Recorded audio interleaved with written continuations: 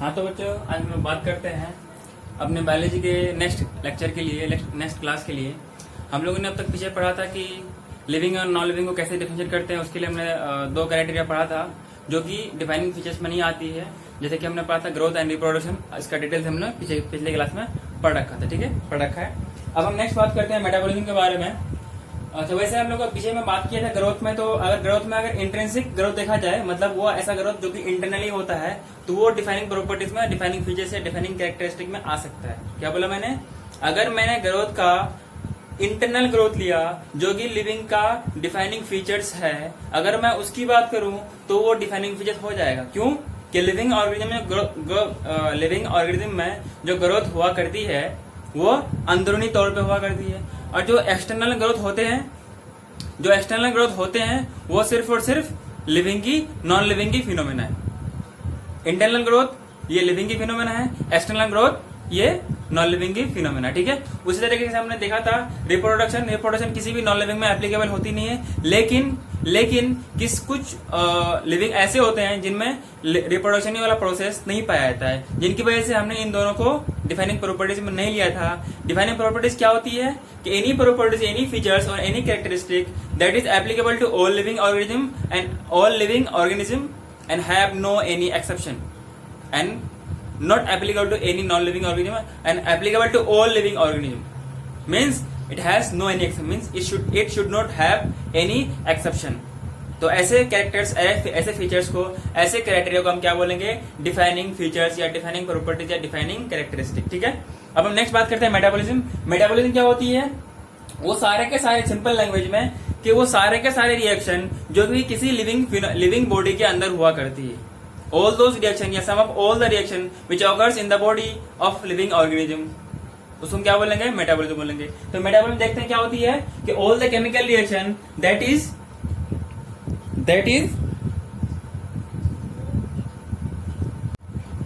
all the chemical reaction that is occurring in the body of living organism, all the chemical reaction that is occurring in the body of living organism, इसको हम क्या बोलेंगे? Metabolism बोलेंगे। अगर सरसरी निगाह से overview में एक तरीके से देखा जाए कि मेटाबॉलिज्म क्या होती है, सिंपल लैंग्वेज में वो सारे के सारे रिएक्शन जो कि किसी भी लिविंग बॉडी के अंदर हुआ करती, चाहे ह्यूमन हो, चाहे एनिमल हो, प्लांट हो, माइक्रोब्स हो, बैक्टीरिया हो, कुछ भी हो, कोई सा भी लिविंग ऑर्गेनिज्म हो, उसके अंदर अगर सेलुलर पार्ट है, अगर सेल है, वो क्या, उसके अंदर ये वाली रिएक्शन होती है, तो हम ऐसे को क्या बोलेंगे? मेटाबॉलिज्म बोलेंगे। अगर एक तौर से देखा जाए तो अपने पास जो मेटाबॉलिज्म है, चाहे वो प्रोकैरियोट्स पे हो, चाहे वो यूकैरियोट्स पे हो, चाहे वो यूनिसेलुलर हो या मल्टीसेलुलर हो, चाहे वो ऑर्गेनिज्म छोटा हो या बड़ा हो, उन सब के अंदर ये केमिकल रिएक्शन हुआ करती है। अगर केमिकल रिएक्शन लिविंग बॉडी के अंदर हो रही है, उसको हम क्या बोलेंगे? मेटाबॉलिज्म बोलेंगे। क्या बोलेंगे? मेटाबॉलिज्म मतलब क्या कि ऑल द रिएक्शन या sum of all the reaction that is occurring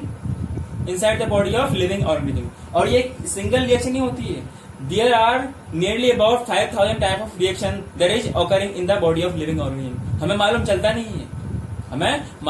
नहीं है, लेकिन ऐसा अंदर होता है। ठीक है, नेक्स्ट बात करते हैं। इसमें जो इस तरीके से अगर देखा जाए, चाहे प्रोकैरियोट्स पे भी सबसे सिंपलेस्ट ऑर्गेनिज्म कौन से होते हैं? प्रोकैरियोट्स, मतलब प्रिमिटिव ऑर्गेनिज्म, एंड यूकैरियोट्स जो कि ट्रू ऑर्गेनिज्म बोला जाता है। ठीक है, और यूनिसेलुलर हो या मल्टीसेलुलर, छोटा हो या बड़ा हो, तो हम क्या बोलेंगे कि ऐसे अगर ये हर तरीके से सब ऑर्गेनिज्म में एप्लीकेबल हो, तो इस तरीके से मैं क्या बोल सकता हूँ कि so and this process occurs in all the living organism. बोल दिया ना, प्रोकैरियोट्स बोला, यूकैरियोट्स बोला, यूनिसेलुलर बोला, मल्टीसेलुलर बोला, छोटा बोला, बड़ा बोला।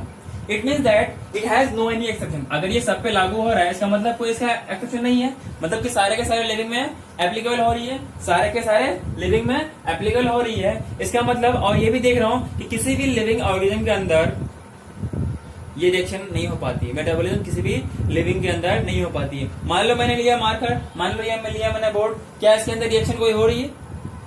नहीं हो रही है, इसलिए बोलेंगे not occurs in any non living organism. क्या लिखा है?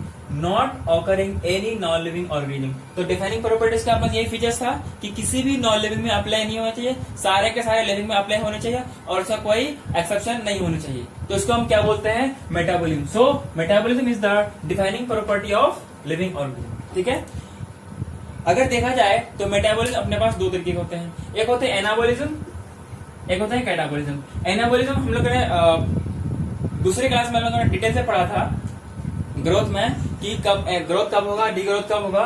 तो सिंपली अगर बोला जाए एनाबोलिज्म में क्या होगा कि प्रोडक्ट का फॉर्मेशन होगा। एनाबोलिज्म में क्या होगा, प्रोडक्ट का फॉर्मेशन होगा जिनकी वजह से ऑर्गेनिज्म का ग्रोथ होगा और ऑर्गेनिज्म डेवलप करेगा। छोटा होगा, पहले सिंगल सेल होगा, फिर 2 सेल, इस तरह से 4 सेल, 8 सेल, इस तरह मल्टीप्लाई करते करते करते अगर कोई सिंगल सेल है तो सिंगल सेल रहेगा, कोई मल्टी सेलुलर है तो मल्टी सेलुलर कंडीशन पे होगा। अगर उनके पास ऑर्गेन सिस्टम लेवल है तो उस हिसाब से अपने अपने लेवल पे ये डेवलप होता जाएगा। अगर मैं देखूं कैटाबोलिज्म क्या होती है, इसमें प्रोडक्ट्स के ब्रेकडाउन होते हैं जिनकी वजह से क्या होती है डी ग्रोथ, मतलब उस ऑर्गेनिज्म का डेवलपमेंट कम होता जाएगा। मान लो जैसे कि अगर देखा जाए जब कोई इंसान का डेथ होता है, क्या होता है, कोई इंसान मरता है तो या कोई ऑर्गेनिज्म मरता है तो उसके अंदर ये मेटाबॉलिज्म कुछ टाइम तक चलती रहती है। उसके अंदर ये मेटाबॉलिज्म कुछ टाइम तक चलती रहती है। कोई भी इंसान, कोई भी अगर ऑर्गेनिज्म को कुछ टाइम तक रख दोगे, मान लो अगर किसी ह्यूमन की बात, कोई इंसान मर गया, कोई जानवर मर गया, कोई एनिमल मर गया, तो उसका कुछ टाइम के लिए रख दोगे तो मेटाबॉलिज्म उसके अंदर कंटिन्यू होती रहती है, जिनकी वजह से उसके बॉडी के अंदर CO2 का एक्यूमुलेशन होता रहता है। अब CO2 का एक्यूमुलेशन होगा तो बॉडी का एक्सपेंड होगा, इसीलिए बॉडी वगैरह अगर लॉन्ग टाइम रखने पर फूल जाते हैं और धीरे धीरे सड़ने लगते हैं। ठीक है, तो सिंपली हो गया कैटाबोलिज्म, एनाबोलिज्म। अगर एनाबोलिज्म ग्रोथ होगा तो क्या होगा, ये ग्रोथ कहलाएगा, पॉजिटिव ग्रोथ। अगर कैटाबोलिज्म ज्यादा हो मतलब कि जो प्रोडक्ट बन रहे थे वो कम बन रहे हैं और उससे ज्यादा ये टूट रहे हैं, उसका मतलब क्या होगा, ये नेगेटिव ग्रोथ कहलाएगा। ठीक है, तो इस तरीके से अपना ये मेटाबॉलिज्म हो गया। और ये क्या बोलेंगे इसको हम, defining property of the living organism. क्या बोलेंगे, defining property of the living organism. इसमें अगर देखा जाए वी ऑल द ऑर्गेनिज्म, चाहे यूनिसेलुलर हो, मल्टीसेलुलर हो, प्रोकैरियोट्स हो, यूकैरियोट्स हो, चाहे स्मॉलर हो या लार्जर हो या बिगर हो, उन सब वो सब के सब किसी न किसी तरीके से छोटे लेवल पे हो या बड़े लेवल पे हो, वो केमिकल से बने होते हैं। किससे बने होते हैं, केमिकल से बने होते हैं। वैसे अगर एक तौर से देखा जाए, एक तरीके से देखा जाए, होता क्या है, ऑर्गेनिज्म के अंदर रिएक्शन जो हो रहा है, अगर उसको सेल फ्री मीडियम पे अगर मैं रिएक्शन कराऊं, अगर वही सेम रिएक्शन अगर सेल फ्री मीडियम में कराया जाए और या फिर टेस्ट ट्यूब में कराया जाए, क्या हम उस रिएक्शन को क्या बोलेंगे, क्या उस रिएक्शन को हम लिविंग बोलेंगे या नॉन लिविंग बोलेंगे? ऐसी रिएक्शन को हम नहीं लिविंग बोलेंगे, नहीं नॉन लिविंग बोलेंगे। अगर किसी एक्वस या किसी भी रिएक्शन मीडियम पे रिएक्शन करते हैं, अगर जो भी रिएक्शन टेस्ट ट्यूब में अगर या फिर सेल फ्री मीडियम पे होते हैं, तो क्या हम उस रिएक्शन को लिविंग बोलेंगे, नॉन लिविंग बोलेंगे? तो ना ही उसे हम लिविंग बोलेंगे, नहीं नॉन लिविंग बोलेंगे। अब हम अगर उस रिएक्शन को किसी अगर आइसोलेटेड मीडियम पे कराएं, अगर उस रिएक्शन को आइसोलेटेड मीडियम में किसी अगर सेपरेट मीडियम पे कराया जाए, तो शेयरली वो लिविंग थिंग नहीं कह सकते, उसको लिविंग ऑर्गेनिज्म नहीं कह सकते, क्योंकि वो ऑर्गेनिज्म है ही नहीं,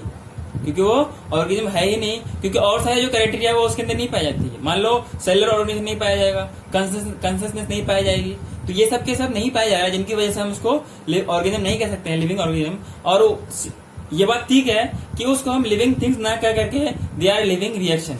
लिविंग रिएक्शन इसलिए बोलते हैं कि वो हूबहू वैसे ही रिएक्शन हो रहा है जैसे कि लिविंग ऑर्गेनिज्म के अंदर हो रहा था, इसलिए हम क्या बोलते हैं, they are living, surely they are living reaction. ठीक है, अगर देखा जाए तो मेटाबॉलिज्म का मतलब ये सारे के सारे ऑर्गेनिज्म में अप्लाई हो रही है, चाहे वो प्लांट्स हो, एनिमल हो या माइक्रोब्स हो, छोटा हो बड़ा हो, कैसा भी ऑर्गेनिज्म हो, सब लिविंग ऑर्गेनिज्म पे अप्लाई हो रही है। तो फाइनली हम ये कह सकते हैं कि metabolism is the defining property of the living organism. तो ये अपना पहला प्रॉपर्टी था जो कि लिविंग और नॉन लिविंग को डिफरेंशिएट करेगा। नेक्स्ट बात करते हैं सेल्यूलर ऑर्गेनाइजेशन। क्या बोलते हैं, सेल्यूलर ऑर्गेनाइजेशन। जैसा कि हम जानते हैं सेल को हम बोलते हैं बेसिक यूनिट ऑफ लाइफ। ऐसा क्यों बोलते हैं, और हर चीज का कोई ना कोई बेसिक यूनिट होती है ना, जैसे बिल्डिंग बनता है उसके लिए ईंट होती है, ब्रिक्स होती है, जिस तरीके से मसल्स होता है उनके लिए छोटा उसका मसल का स्मॉलेस्ट सेल होता है। कोई भी चीज बनती है उसके लिए कम से कम उसका छोटा सा एक यूनिट होता है। अब जैसे वो पूरा यूनिट मिला करके एक कंप्लीट ऑर्गेनिज्म या कंप्लीट कोई चीज बन पाती है। ठीक है, तो क्या क्या बोलेंगे, सेलुलर ऑर्गेनिज्म का मतलब क्या, कि सेल का एक प्रॉपर्ली वेल ऑर्गेनाइज्ड वे में ये अरेंज होंगे, इसके अंदर मेटाबॉलिज्म होता है, क्योंकि सेल के अंदर एक्वस कंपार्टमेंट होती है, लिक्विड कंपार्टमेंट होती है, जहां पर ये मेटाबॉलिज्म, ये रिएक्शन होता है। अगर सेल ड्राई हो गया तो मेटाबॉलिज्म होगा नहीं, तो सेल डेड हो जाएगा, सेल मर जाएगा। जब सेल मर जाएगा तो धीरे धीरे ऑर्गेनिज्म का भी डेथ हो जाएगी, ठीक है।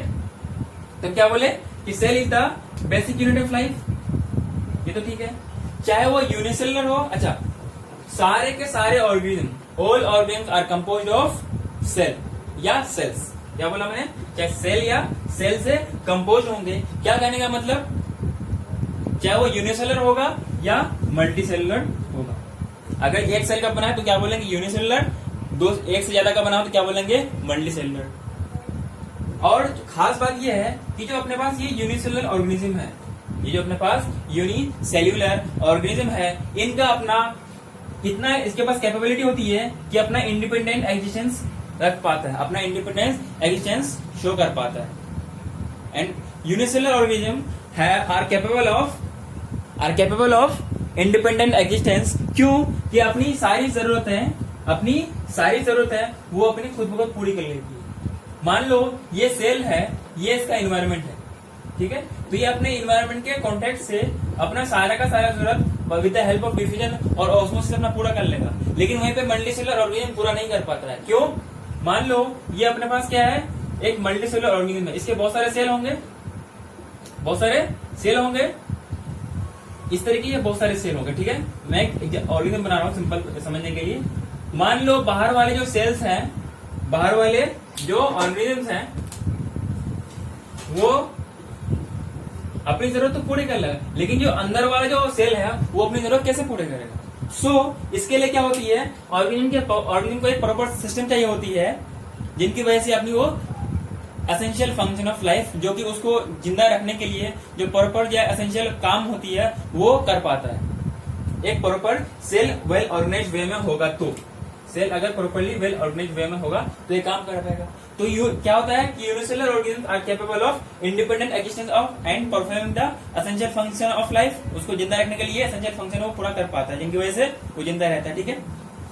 कभी सवाल पूछा जाए कि ऐसा कैसे है, ऐसा क्यों है कि यूनिसेलुलर ऑर्गेनिज्म अपना सिंगल सेल स्टेज में अपने अकेले में इंडिपेंडेंट एग्जिस्टेंस शो कर पाता है, वहीं पर मल्टीसेलुलर ऑर्गेनिज्म नहीं कर पाता है। ऐसा इसीलिए होता है कि सिंगल सेल का पूरा सेल अपने इन्वायरमेंट के कांटेक्ट में होती है, जिसकी वजह से उसको किसी भी पार्ट से अपनी उसकी जरूरत पूरी कर लेगा। लेकिन वहीं पर मैं अगर देखूं मल्टीसेलुलर ऑर्गेनिज्म में क्या होता है, मल्टीसेलुलर ऑर्गेनिज्म में ये होता है कि उनके सारे के सारे सेल एटमॉस्फेयर या उसके इन्वायरमेंट में, जिस इन्वायरमेंट पे रहता है, मान लो कोई वाटर इन्वायरमेंट पे रहता है, मान लो एक एक्वस इन्वायरमेंट पे रहता है, तो उसके कांटेक्ट में नहीं आ पाता, जिनकी वजह से उनके अंदर वाले सेल्स जरूरत नहीं पूरी कर पाती है। इसीलिए उसके लिए ये पॉसिबल नहीं है, मतलब इम्पॉसिबल है कि वो अपना इंडिपेंडेंट सिंगल सेल वाला या फिर मल्टी सेल कंडीशन पे अपना लाइफ पूरा कर सके, इसलिए उनके पास प्रॉपर एक सिस्टम लगती है। सो एनीथिंग, नेक्स्ट अगर बात करें तो इससे ये मालूम चला कि कोई ना कोई सेल होगा, एक प्रॉपर इसका स्ट्रक्चर होगा, एटलीस्ट बेसिक होगा, कम से कम एक पूरा का पूरा सेल होगा। मान लो ये न्यूक्लियस है और ये सेल है, कभी ये मत कहना कि आधा सेल एग्जिस्ट करती है, कभी आधा सेल ये एग्जिस्ट नहीं करती है, 1/4 एग्जिस्ट नहीं करती है, 3/4 एग्जिस्ट नहीं करती, चाहे तो 1 करेगा, चाहे 2 करेगा या 3 करेगा, 4 करेगा, 1 के मल्टीपल्स में नंबर ऑफ सेल और उसका ऑर्गेनिज्म का एग्जिस्टेंस हो पाएगा। समझ में आ गया, ये आधा सेल एग्जिस्ट नहीं करती, इसलिए बोला कि एनीथिंग, क्या बोला मैंने, anything less than a complete structure. Complete structure मतलब क्या, एक प्रॉपर और कंप्लीट स्ट्रक्चर होगा और उसका वेल ऑर्गेनाइज्ड में वो सेल होंगे, चाहे प्रोकैरियोट्स हो या यूकैरियोट्स हो, चाहे यूनिसेलुलर हो या मल्टीसेलुलर हो, ठीक है। उस सेल का ऐसा कंप्लीट स्ट्रक्चर हो पाएगा, जिनकी वजह से हम क्या बोलेंगे, दैट अगर कोई भी चीज या कोई भी cell, anything less than a complete structure of cell that does not ensure independent living, मतलब कि अपनी इंडिपेंडेंटली रह नहीं सकता, अगर कम से कम कंप्लीट स्ट्रक्चर से कम है तो ऐसा एग्जिस्टेंस नहीं कर पाता है। इसलिए हम बोलते हैं सेल इज द स्ट्रक्चरल, क्योंकि प्रॉपर स्ट्रक्चर है और अपना पूरा का पूरा काम कर पाता है। Cell is the structural functional unit of life. कभी सवाल पूछा है कि why cell is considered as structural and functional unit of life, since it has a proper structure and they are doing and it is the cell is doing their proper function, that's why it is known as cell is the structural function unit of life. ठीक है, तो इस तरीके से अगर देखा जाए तो हम सेल को क्या कह सकते हैं, सेल को क्या कह सकते हैं, तो हम क्या बोलेंगे, in this way cellular organisation can be taken as defining property of living organism. इसका मतलब इसको हम डबल टिक लगा सकते हैं, it will the defining property of living organism. हम नेक्स्ट बात करते हैं किसकी,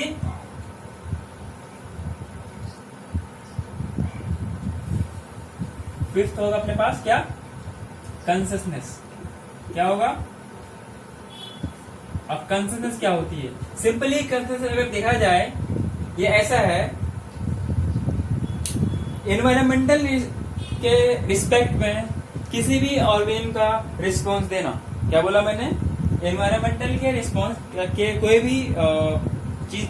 भी चीज के किसी भी वजह से, किसी भी फैक्टर की वजह से कोई भी ऑर्गेनिज्म अगर उसको रिस्पॉन्स देता है तो हम ऐसे चीज को, ऐसे की रिस्पॉन्स को क्या बोलते हैं, कंसिस्टेंस। तो every organisms, every living organisms are able to respond their environmental cues और एनवायरमेंटल फैक्टर्स।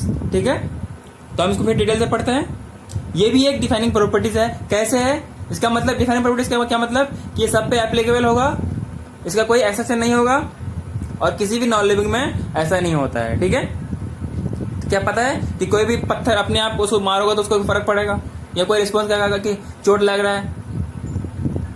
ठीक है, तो हम इसको फिर डिटेल से पढ़ते हैं। हाँ तो बच्चों हम लोग बात करते हैं नेक्स्ट में और लास्ट डिफाइनिंग प्रॉपर्टीज, वो अपने पास क्या है, कंसिस्टेंस। क्या है, कंसिस्टेंस। कंसिस्टेंस का सिंपली मतलब क्या होता है, हम इससे क्या समझ सकते हैं, हम इससे क्या समझ सकते हैं।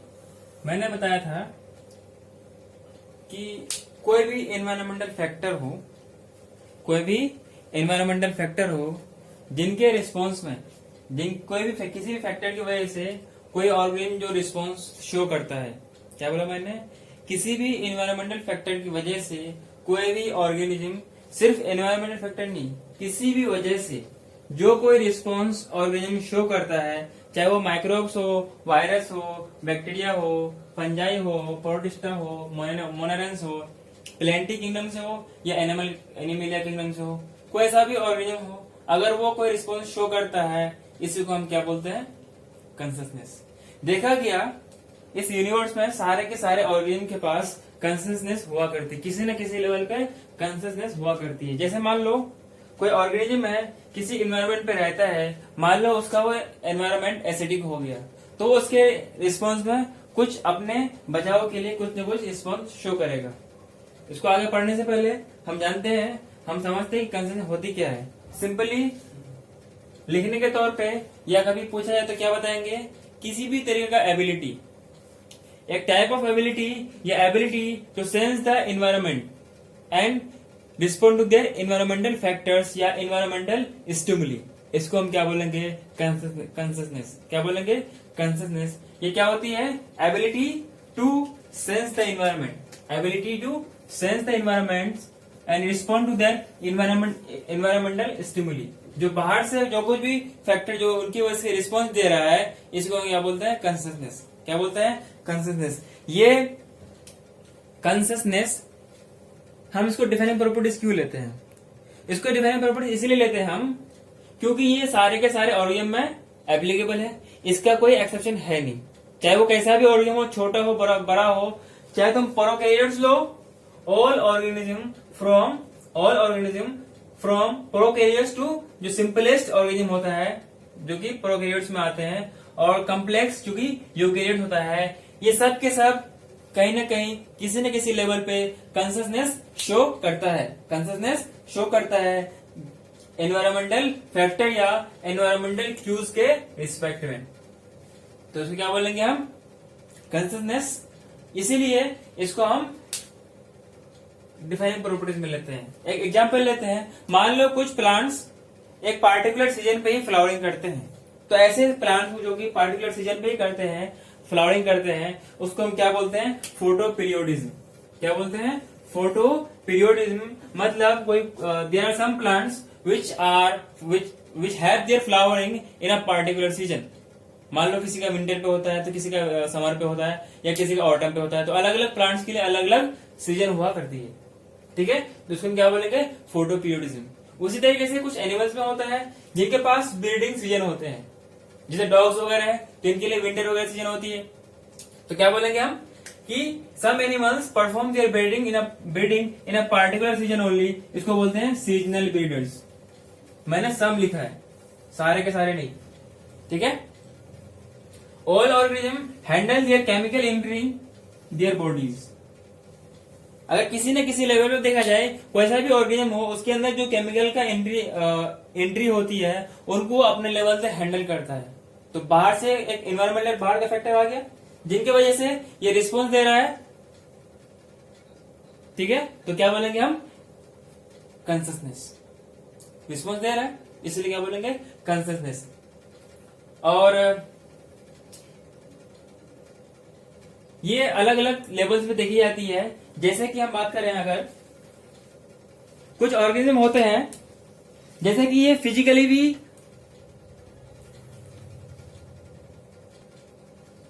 जैसा कि मैंने यहाँ पे लिखा है कि वी सेंस, जैसे कि ह्यूमंस वगैरह है, एनिमल्स वगैरह है, फिजिकल केमिकल और biological stimuli through our sense organ. जो अपने पास सेंस ऑर्गन है उनके इसके वजह से हम लोग जो बायोलॉजिकल या केमिकल बोलो या फिजिकल स्टिमुली, जैसे किसी ने टच किया या फिर कोई ये समझ लो पास में आग जल रहा है तो तुम चाहोगे कि उस आग से अपना कोई भी हाथ है, कोई भी पार्ट है उसको दूर करोगे। तो उनके रिस्पेक्ट में ये हम फिजिकली, मतलब जो फिजिकल टच वगैरह से आता है, ठीक है। एक होता है केमिकली, मतलब केमिकल से रिलेटेड होता है।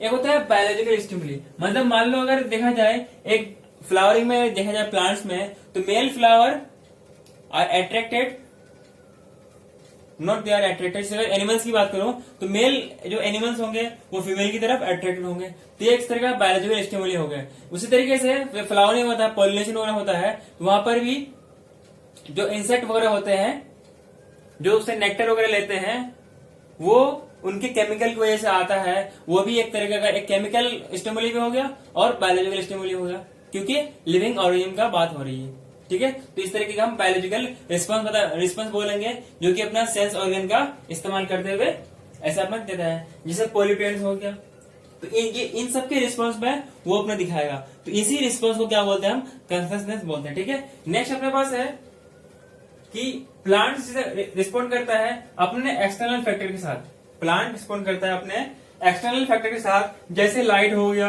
वाटर हो गया, टेम्परेचर हो गया, या कोई अदर ऑर्गेनिज्म हो गया, या फिर उसके लिए जो कि हार्मफुल हो सकता है, तो उनके रिस्पेक्ट में ये रिस्पॉन्स शो करता है। उसी रिस्पॉन्स को हम बोलते हैं कंसियसनेस। क्या बोलते हैं, कंसियसनेस। जैसे अगर देखा जाए, मान लो कोई प्लांट है, उसके लिए वाटर की कमी हो रही है, जिस जगह रह रहा है वहां पे वाटर की कमी हो रही है, तो उसके रिस्पॉन्स में वो कैसे शो करेगा। तो अच्छा, प्लांट है, उनका लीव्स होंगे जब, तो लीफ में स्टोमेटा भी होगा, मतलब पोर्स भी होंगे। मतलब क्या होंगे, पोर्स भी होंगे, जिनकी वजह से, अच्छा उस पोर्स की वजह से वाटर लॉस हो रहा है। उस पोर्स की वजह से वाटर जब लॉस हो रहा है, तो वही वाटर लॉस को रोकने के लिए वो स्टोमेटा को बंद कर लेगा, क्योंकि पानी की वाटर का स्ट्रेस आ गया। तो ये इस तरह का ये सब के सब एक रिस्पॉन्स है एक्सटर्नल फैक्टर से एक्सटर्नल स्टिमुली के साथ। इसको क्या बोलते हैं हम, इसको कंसियसनेस बोलते हैं, ठीक है। उसी तरीके से देखा जाए, अगर मैं बात करूं, एक होता है सेल्फ कंसियसनेस। क्या होती है, सेल्फ कंसियसनेस। ये क्या होता है, ये सिर्फ और सिर्फ ह्यूमंस में ही पाया जाता है। ये सिर्फ और सिर्फ ह्यूमंस में ही पाया जाता है। डिफाइनिंग प्रॉपर्टीज में ये आएगा सिर्फ और सिर्फ कंसियसनेस, नॉट सेल्फ कंसियसनेस। क्यों कि ये सिर्फ और सिर्फ ह्यूमंस में ही पाया जाता है, क्यों, since they are the top most और climax level of organism in the universe. In other terms इसको बोलते हैं अशरफुल मखलूकात, सुपीरियर ऑफ द ऑर्गेनिज्म। सारे के सारे एग्जिस्टेड ऑर्गेनिज्म में सुपीरियर कौन है, ह्यूमंस में, ठीक है। इसको बोलते हैं होमो हैबिलस या Homo habilis, not Homo sapiens. Sapiens बोलते हैं इसका बायोलॉजिकल नेम या जूलॉजिकल नेम बोलो, ठीक है। अच्छा, ऐसा क्यों होता है, due to very well developed nervous system. Well developed nervous system की वजह से and supreme level of communication. Skill communication की वजह से इसको हम क्या बोलते हैं, सेल्फ कॉन्शियसनेस, जो कि सिर्फ और सिर्फ ह्यूमन में ही पाया जाता है, किसी और ऑर्गेनिज्म में नहीं पाया जाता है। And it is top most और क्लाइमैक्स लेवल ऑफ और consciousness, it is top most और climax level of consciousness which can't be seen anywhere else in the universe except human. Human के अलावा कहीं और नहीं पाया जाता, ठीक है। इसीलिए self consciousness is the thought, ऐसा समझा जाता था कि ये सिर्फ और सिर्फ ह्यूमन में ही पाया जाता है। मान लो हमें ठंड लग रही है, मैंने हीटर लगा लिया, मुझे गर्मी लग रही है, मैंने कूलर लगा लिया, तो ये एक तरह का सेल्फ कॉन्शियसनेस में आएगा। कितने लोग कूलर या एसी प्रीफर, या कूलर एसी बोलो या हीटर बोलो, इस तरीके को प्रीफर कर सकते हैं? सब लोग नहीं कर सकते। तो हम इस तरीके का क्राइटेरिया लेंगे जो सबके लिए इजीली अवेलेबल हो, और जब सब इजीली कर सके, सब इजीली कर सके, इसको हम क्या बोलेंगे, डिफाइनिंग प्रॉपर्टीज, और सब इजीली उसमें एप्लीकेबल हो, ठीक है। तो self consciousness is the defining property, but consciousness is the defining property of the living organism, जो कि लिविंग और नॉन लिविंग में डिफरेंशिएट करेगा। वहीं पर सेल्फ कॉन्शियसनेस ऐसा नहीं कर पाता है, ये क्योंकि ये सिर्फ और सिर्फ ह्यूमन में पाया जाता है, और किसी यूनिवर्स में किसी भी और ऑर्गेनिज्म में एग्जिस्ट नहीं करती है, अप्लाई नहीं होती, नहीं पाई जाती। इसीलिए ये क्या होता है अपने पास, क्या होती है, डिफाइनिंग प्रॉपर्टीज नहीं है, ठीक है। तो कभी सवाल पूछा जाए अपने पास कि हम किसको किसको डिफाइनिंग प्रॉपर्टीज लेंगे, तो अपने पास क्या क्या आ जाएगा, मेटाबॉलिज्म, इसका कोई एक्सेप्शन नहीं है, सारे के सारे लिविंग में पाया जाता है और किसी नॉन लिविंग में नहीं पाया जाता है। नेक्स्ट अपने पास क्या है, सेलुलर ऑर्गेनाइजेशन, जो कि हमने cell the basic unit of life पढ़ा, and structural function unit of life पढ़ा। क्यों कि इसका प्रॉपर स्ट्रक्चर है, प्रॉपर फंक्शन है, जिनकी वजह से ऐसा हो पाता है। नेक्स्ट हमने पढ़ा कॉन्शियसनेस, जो कि एनवायरमेंटल के कैसा भी ऑर्गेनिज्म हो, चाहे वो एयर पे रहने वाला हो, जमीन पे रहने वाला हो, पानी पे रहने वाला हो, वो अपनी चाहे टेरेस्टेरियल हो या आर्बोरियल हो या एक्वेटिक हो। आर्बोरियल उस ऑर्गेनिज्म को कहते हैं, उस एनवायरमेंट को कहते हैं कि जो ऑर्गेनिज्म एयर पे रहते हैं। एयर ड्वेलिंग या प्लांट ड्वेलिंग ऑर्गेनिज्म को बोलते हैं हम क्या, आर्बोरियल हैबिटेट या आर्बोरियल ऑर्गेनिज्म, जो कि एयर वगैरह पे, प्लांट वगैरह में रहता है, ठीक है। उसी तरीके से तो अपने पास 3 फैक्टर आ गए, कौन कौन से, metabolism, cellular organisation and consciousness, not self consciousness, are the defining properties. समझ में आ गया। एक टॉपिक और एक पॉइंट और है, जैसा कि अगर कभी पूछा जाए कि जो इंसान जो ह्यूमन या जो भी ह्यूमन की बात करूं, अगर वो कोमा में चला जाए, क्योंकि हम प्लांट वगैरह तो उसकी बात करते हैं कि वो कोमा में जाता है, हम तो ह्यूमन की बात करते हैं। तो अगर कोमा में चला जाए जो कि अपना देखभाल ना कर सकता हो, मान लो कि उसके हार्ट वगैरह, किडनी वगैरह, लीवर वगैरह सब कुछ मशीन से ऑपरेट हो रही है, और उसका सारे के सारे ऑर्गन्स आपस में कोऑर्डिनेशन खो बैठे हैं, तो क्या वो लिविंग कहलाएगा या नॉन लिविंग रहेगा? तो देखा गया कि उसको नॉन लिविंग हम नहीं कह सकते हैं, लिविंग तो है, दे आर श्योरली लिविंग। क्यों कि उसके पास मेटाबॉलिज्म सेलुलर लेवल पे हो रही है, क्योंकि सेलुलर ऑर्गेनाइजेशन उनके पास है, और कॉन्शियसनेस भी है। क्यों कि अगर सेल के अंदर या उसके बॉडी के अंदर कोई सा भी अगर ऑर्गेन के कंटेंट के अंदर उसका कोई भी चीज बढ़ेगा तो उसके इसमें रिस्पॉन्स दिखाएगा। अगर ये रिस्पॉन्स दिखा रहा है इसका मतलब कॉन्शियसनेस है, रिस्पॉन्स दिखा रहा है इसका मतलब कॉन्शियसनेस है। इसलिए बोलेंगे जो इंसान जो ब्रेन डेड होता है, जो कोमा में होता है, इसको हम क्या बोलते हैं, लिविंग तो है। क्यों कि उनके पास लिविंग वाली प्रॉपर्टी पाई जाती है, क्योंकि सेल्फ कॉन्शियसनेस नहीं है। तो self consciousness is not the defining property, that's why a dead coma patient is the, जो कोमा में पेशेंट होता है वो लिविंग है, ठीक है। तो मालूम चला कि ऑल द लिविंग फिनोमेना जो भी होते हैं, they are all due to underlying interaction between different components of individual organ and organ, tissue और सेल। मैं कहने का मतलब ये है, कोई भी जो ऑर्गेनिज्म होता है, कोई भी जो ऑर्गेनिज्म होता है, उनके ऑर्गेन या टिश्यू या सेल के लेवल पे उनके इंटरेक्शन से ही सारे के सारे फिनोमेना हो पाते हैं, चाहे रिप्रोडक्शन हो, चाहे ग्रोथ हो, चाहे मेटाबॉलिज्म हो, चाहे क्या हो, सेलुलर ऑर्गेनाइजेशन हो, या सेल में कोई भी काम हो रहा हो, प्रोटीन बन रहा हो, सेल्फ कॉन्शियसनेस हो या कॉन्शियस हो, ये सब के सब आपस में एक इंटरेक्शन की वजह से बन पाता है, ठीक है। उसी तरीके से अगर देखा जाए एक ओवरव्यू में, तो हम कह सकते हैं कि living organisms are self replicating, ये खुद ब खुद रेप्लिकेट होते हैं और इवॉल्व भी होते हैं, इसका मतलब। और living organisms are self replicating, evolve हो रहे हैं तो इवॉल्विंग, देन फिर सेल्फ रेगुलेटिंग, आपस में ये रेगुलरली रेगुलेट होते रहते हैं, ठीक है। Due to the integrated system that is capable of responding their external environment या external stimuli, adaptation and homeostasis are also very important characters of living organism. क्या बोला मैंने? होम्योस्टेसिस